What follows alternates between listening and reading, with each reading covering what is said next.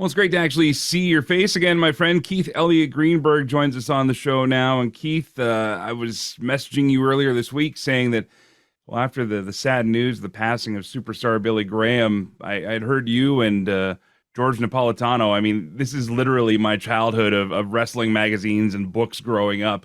And to hear you guys talk about Billy Graham, who, frankly, during his prime run was before my time. I heard you talking to Tommy Dreamer and Bully Ray, for example, and they brought up the Kung Fu gimmick and all these other discussions. For me, Superstar Billy Graham, my first introduction to him was when he would come in and do commentary. So, like, I really had limited exposure to actual Superstar Billy Graham until I went into, there was a history of the WWF video cassette that came out, the WWF Championship, and all these other, books, and obviously your book as well, Tangled Ropes, and for people that are maybe in my generation or even younger who are trying to understand the impact of a superstar Billy Graham, I want to get there, but my understanding and just hearing you talk about him with the other show was that this was someone that you got to know, I think you feel pretty well.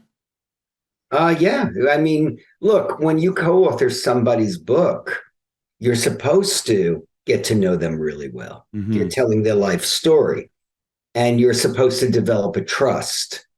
That works with some people. With some people, they have their guard up because you're also asking them extremely intimate questions and sometimes revealing information, if it's an open book on their lives, that, may be embarrassing. And then you have to have this delicate dance, like, should this be in the book? Should this not be in the book?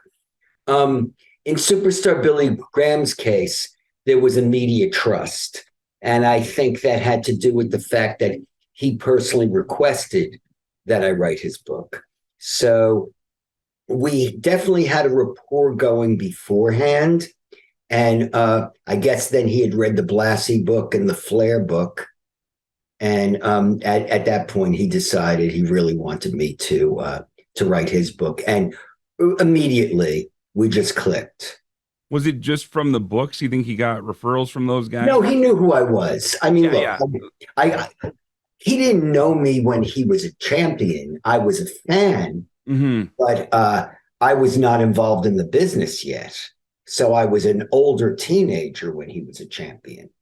But I'd been around WWE since the first WrestleMania. And when he came in as a wrestler again, I remember sitting in Madison Square Garden with Steve Taylor, the photographer, and we were watching a cage match he was doing with Butch Reed. And, obviously Superstar Billy Graham's hip was not doing too well. And Reed was literally pulling him up the cage. And, but he and I would talk about that stuff, and we'd talk about his surgeries, and we would talk about his interests. He was a big Bob Dylan fan. That was something that drew him and Dusty Rhodes together. And they would use terminology like simple twist of fate. They would try to weave it into their promos, and they both would do that. And, I named one of my kids Dylan. So, there was a bond there on a certain level. And even though I am not a evangelical Christian, the way Superstar Billy Graham would describe that world, even though he was a part of it, was immensely entertaining. It would be like the way he described the wrestling business. The focus when we spoke was always on these outrageous characters who he met. And whether they were wrestling characters like Ox Baker, or they were, itinerant preachers he met, he could weave quite a tale, and he'd always take something away from those experiences. Now, you had described two different Superstar Billy Grahams. You had talked about the one that was set to win the championship and then lose it to Bob Backlund, and some struggles that he'd gone there. I do want to touch on that, but then there was also, I guess, the Billy Graham that was closer to the one that I grew up watching here. To give fans and listeners or viewers the magnitude of who Superstar Billy Graham was in that time, there are tons of wrestlers, especially from the 80s and 90s generations, that all say they stole from Billy Graham. They're proud of it. Yeah. And that's someone who was kind of the template, you know, like some technical wrestlers will say that they stole from Bret Hart or that from this era, right? A lot of the promos, a lot of the energy, a lot of the look, the style was all Billy Graham. So and sadly, the steroid era was largely inspired by Billy Graham too. Now, there obviously had been other steroid users in wrestling, Sailor R. Thomas, although I never personally gave him a test. He had quite a physique. Superstar Billy Graham was loaded on steroids, and it did add to his aura. But he had the bleach blonde hair, he had the tie-dyed shirts, sometimes he'd wear a denim hat. Everything was color coordinated, and he's a visual artist. I'm still talking about him in the present tense. He was a visual artist as well. So he was very conscious of colors, and he had that golden tan. And, you could see a direct line between him and Hulk Hogan. Mm-hmm. And indeed, he advised both Hulk Hogan and Jesse Ventura before they were in the business. Interestingly and ironically, he had also given some advice to a young Bob Backlund, I think when he was up in North Dakota. Now, Bob Backlund did not want to be Superstar Billy Graham. Mm-hmm. And Superstar Billy Graham would later determine that he should not have been the champion at Graham's expense, because Graham felt he was far more colorful. But he still sought out Superstar Billy Graham in a gym, and Billy Graham imparted some wisdom to him. Well, and that's the thing, the superhero physique, the outlandish colors. I mean, it's funny when you mentioned Jesse Ventura, same thing. I knew Jesse Ventura, the commentator, before I ever knew Jesse the Body, the wrestler. And then I went back and saw Jesse. I mean, Jesse was a carbon copy in many ways of Superstar. And he admitted it. I mean, there's a story that's in the book Tangled Ropes. When I interviewed Jesse, mm-hmm. He was working as a doorman, and he met his wife working at the bar, and he was flirting with her, and she was flirting with him. And she said, "You look like Superstar Billy Graham." And he said, "Well, I should. I'm his younger brother." So that's how that probably contributed to his wife marrying him. Interestingly, they've stayed together all these years. So there must be a little more depth there. Must be. And so the Billy Graham that you got to know and talk about, I mean, again, as fans, we can look and see that they do appear to be like two different guys. You had mentioned that the injury and his return to the WWF back then was basically a different guy. It was literally a different guy. I mean, person, because there was rumors that the real Superstar had died. This is kind of like an Ultimate Warrior thing, right? When Warrior came back and was smaller, and everybody's like, "Oh, the real." Yeah, and remember also the Renegade came in, and that was the Ultimate Warrior. Yeah, so exactly. That fueled those rumors even more. Now, nobody claimed that Hulk Hogan or Jesse Ventura were indeed Superstar Billy Graham. Mm-hmm. But he did not look like Superstar Billy Graham when he came back in 1982. Mm-hmm. He was this colorful, bronzed figure who, in the 70s in New York City, when, disco was raging and punk rock was starting, and the city had a lot of kinetic tension in it, he fit in perfectly. He embodied that era, and he embodied a certain degree of coolness and rebellion, which is why the fans in the Northeast cheered him, even when he was a villain. And, so then he leaves, he kind of goes on an extended retreat. He's depressed when he loses the title, and can't really handle that he's not the champion anymore. And when he makes a sporadic appearance, a wrestling appearance. So just when people thought he was dead, suddenly he shows up in Houston or he shows up in Tampa, and then he disappears again. And then Vince McMahon Vincent Kennedy McMahon, the current Vince McMahon, not his father, Vincent James McMahon, decides to bring him back. The younger Vince McMahon has now bought the company, and of course he wants superstar Billy Graham.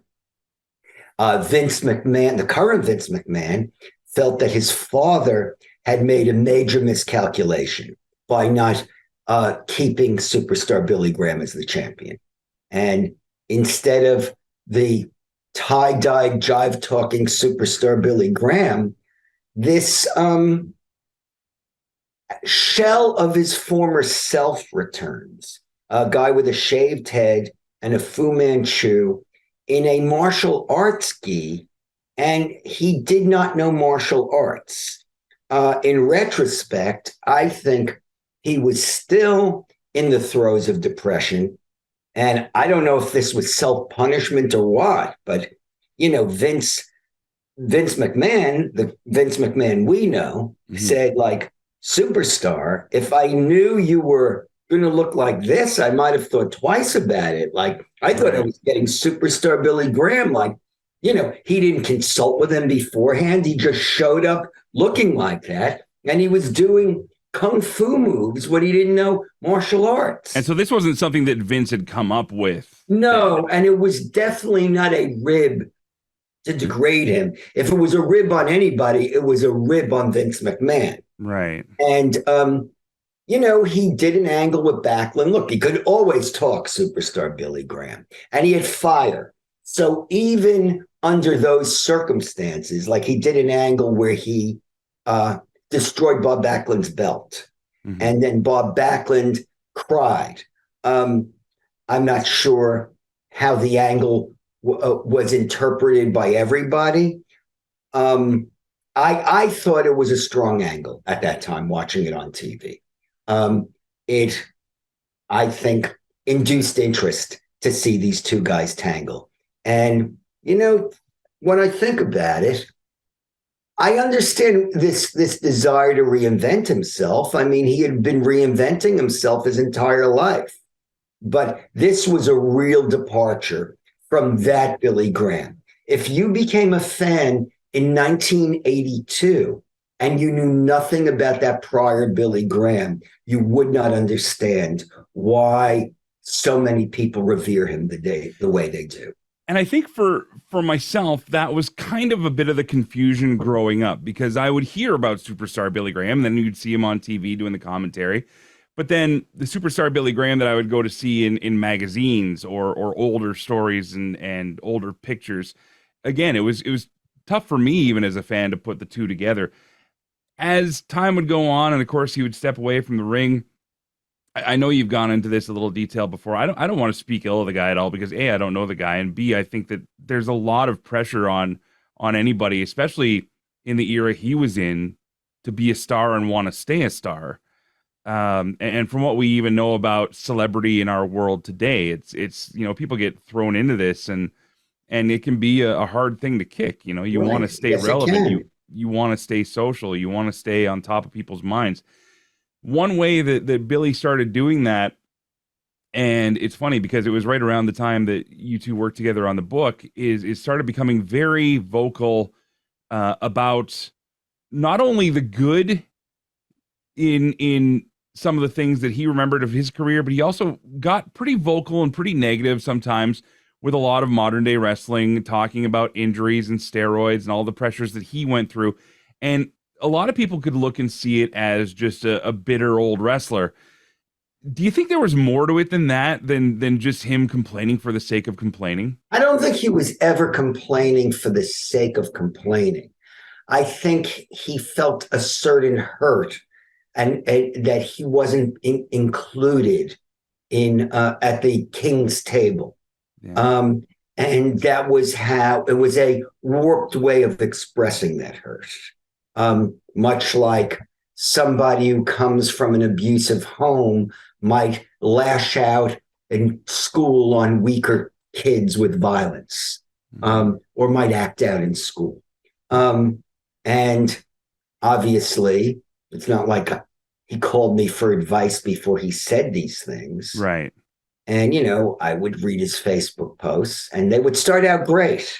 I'd be ready to like the Facebook post. There'd be a picture of him having a bull rope match with Dusty Rhodes. And as I read on, it would continue. And I'm paraphrasing, unlike the garbage Vince is feeding us today. And it's like, okay, bitterness, bitterness, bitterness. Now I can't like this post because I have a relationship with WWE. So even if I was having that discussion, I would not be doing it in a public forum. And second of all, I think there's a lot of value in today's wrestling. That's why I'm still able to write books about wrestling at 64 years old. I'm not, telling Chief Jay Strongbow and Stan Stasiak stories anymore. I will, and I love that. And I could, listen to a podcast on Stan Stasiak. But, I also know that there's a contemporary product. And I watch that product. And I go to indie shows as well as AEW and WWE. And, I write about wrestling. I write for Inside the Ropes magazine, the UK. I want to appreciate what I'm writing about. And so Superstar Billy Graham did not have the same outlets I did.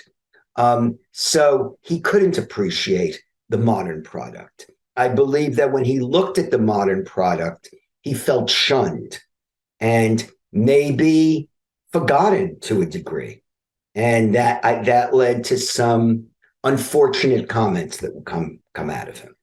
And that's where I think it gets most interesting, especially in this world of instant feedback. I had Tessa Blanchard on the show last week, and I'm not trying to tie the two together other than with the level of quick response feedback that people will just kind of spew out as without even maybe listening to the interview or without maybe digging into a Billy Graham's career, for example. I experienced that firsthand just in reading the comments that came from this interview.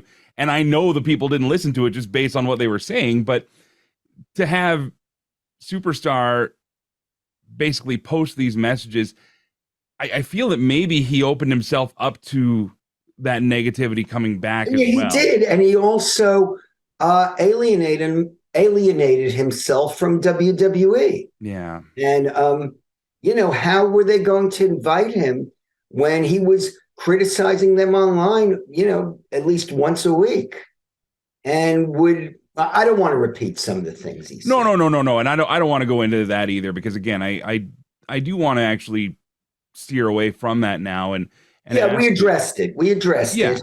It's important to address. You can't look at the whole of his career without calculating that in. But now I'd rather go back to why he was so influential. Well, exactly. And why he's receiving the accolades that he deserves right now. And that's exactly where I think we should go to, because this is a guy who did redefine how wrestlers presented themselves, from the look, from the promo, from the body, from the style, from the intensity, even just as the character Superstar Billy Graham versus the guy who was behind the character. This is a guy who again, we've mentioned, a lot of wrestlers owe a lot of their influences to. I guess one of the things that I found remarkable when you were talking to Dave LaGreca and the crew there was that you talked about how he would pull out these VHS tapes and you guys would go through all his old matches, and he really gave you the story of what was going on in each match. When you were sitting with him going through these, was there one, and I'm sure it's impossible to pick just one, but was there one maybe he said where this is the one that stands out in my mind the most? This is the one I'm most proud of. Obviously you can't pick out just one. Right. But today when I was eating lunch, this popped into my head because, I intend to go to Superstar Billy Graham's funeral, and I'm sad that he's gone. And I feel very deeply for his wife. Mm. And, so I've been thinking about him a lot today.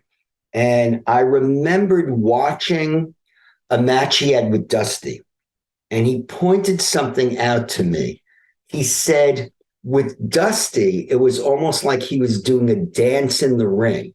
And he would even sing this rhythmic almost rhyme to himself, like ta ta ta ta ta ta, as he'd roll his fist over fist and prepare to, deliver a punch, or, shake his hips and deliver a bionic elbow. And he'd say, listen to what Dusty's doing. He's like doing it to the music inside his brain.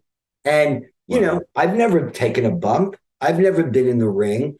So to learn about that's the pattern when you're one of the greats that you work yourself into, that was an education I couldn't get from anybody else.